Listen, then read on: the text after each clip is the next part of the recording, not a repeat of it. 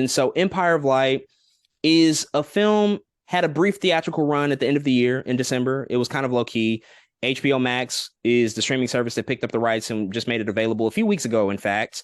The movie did, in fact, debut at the Telluride Film Festival back in September before it had its theatrical release. But because it became available on HBO Max and also because it just recently got an Academy Award nomination for Best Cinematography, wanted to at least give it a chance to watch it. And in addition to that, Olivia Colman is just such a fantastic actress. She's probably one of the top two or three working actresses, right now currently. She's just on such an amazing streak. And I got a chance to watch this movie a couple of weeks ago, and overall, I'll just say that it's a pretty big disappointment for me. Sam Mendes is a director that I really, really enjoy a lot of his work. I've seen most of his movies all the way back to American Beauty, which is a movie I actively enjoy. And 1917 was incredible as well. And he did Skyfall, which is perhaps the best Bond movie ever. So the guy has incredible, immense talent and has a pedigree. And Olivia Colman is, as I said, I think one of the best working actresses today. Roger Deakins, one of the best cinematographers alive, is the DP on this film. There's just so many elements that you would just assume like this has to be kind of a surefire hit. It's going to be a great film. And they dropped it in December, so it felt like it was going to be one of those Oscar bait movies. And typically Oscar bait movies turn out to be at least somewhat good. And I just got to say that this movie is pretty bad in actuality, which I just couldn't have predicted coming into it, but I didn't really enjoy it. I think on the positive end, Olivia Colman is fantastic, as you would expect. She's amazing, and this is ultimately a movie that's a love story, but it's also kind of an ode to cinema. It's a tribute to cinema. This is about two characters who work together in a movie theater, and they establish a relationship with one another. Olivia Colman is a bit of an older woman, but she establishes this relationship with Michael Ward's character, who's this young black man working in this movie theater, and it's also a period piece taking place in the early 1980s, and so Michael Ward's character actually experiences a fair share amount of racism, in his work and in daily life. And they're also having this relationship with each other in the workplace, and it's secret. Nobody knows about it. They're doing this under the table. They're going in different corners of the movie theater. They're going out back. They're taking their lunch breaks to just, be with each other on an intimate level. And so their relationship actually worked for me. I didn't anticipate that going into it, because when you look at them, you just wouldn't think that they would physically be attracted to each other. You just wouldn't assume that. And when you actually see their relationship develop, I bought into it because of how good both Michael Ward and Olivia Colman are. Outside of that, what gets really weird about the film is that there's not really a coherent story here, because I think that there's just so many ideas introduced. Olivia Colman's character is dealing with a disorder. She's dealing with, a mental disorder that she has to work through on a daily basis. There's also infidelity happening. There's racism, as I said. There's sexual harassment.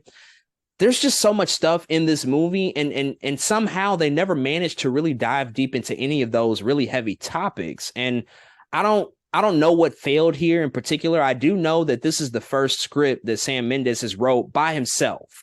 He's co-wrote many scripts before on his previous films, but he took a stab at this on his own. And it just, I think that might be where it failed for me, because it just did not work. And even as a film that's trying to kind of be an ode to cinema, because it takes place in a movie theater, and there's many sequences where it's like, you can tell that they're just trying to, paint a loving tribute to the history of cinema.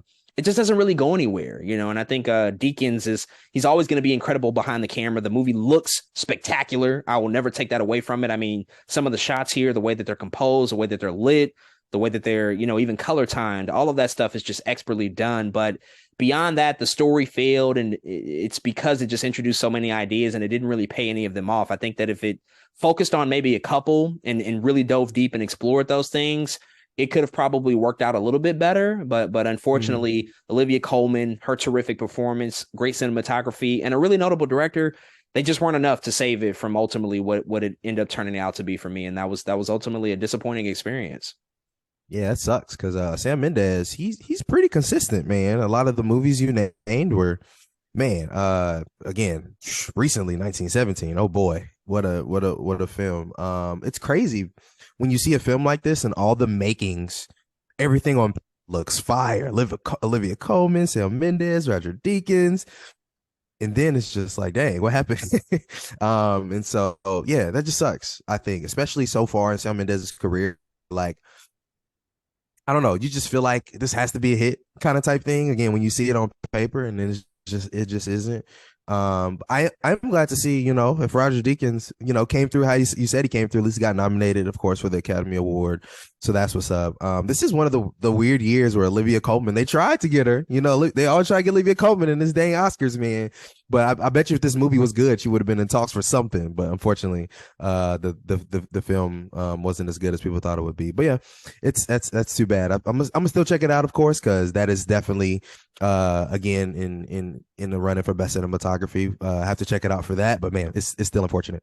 Yeah, I mean, one thing I will say in defense of it, it's never boring. I will give it that credit because sometimes, with a movie that's just bad, That's good. yeah, that's at Mhm. least a positive thing. I was never bored. It's just, I was not bored, but I looked at the movie and I just said, none of this stuff really, really works. I just had to acknowledge that, like, none of this is coming together in the way that I think it should. So that's kind of where it failed in all of those different thematic things that it was trying to explore. But as we've just pointed out, numerous times, the cinematography on point. So if it was going to ever get an Academy Award nomination, I will never take that away from it. I think now seeing it, I totally get why I was included in that category. But folks, Mhm. those are our thoughts on Empire of Light. If you've checked out this movie on HBO Max, hit us up and let us know what you think.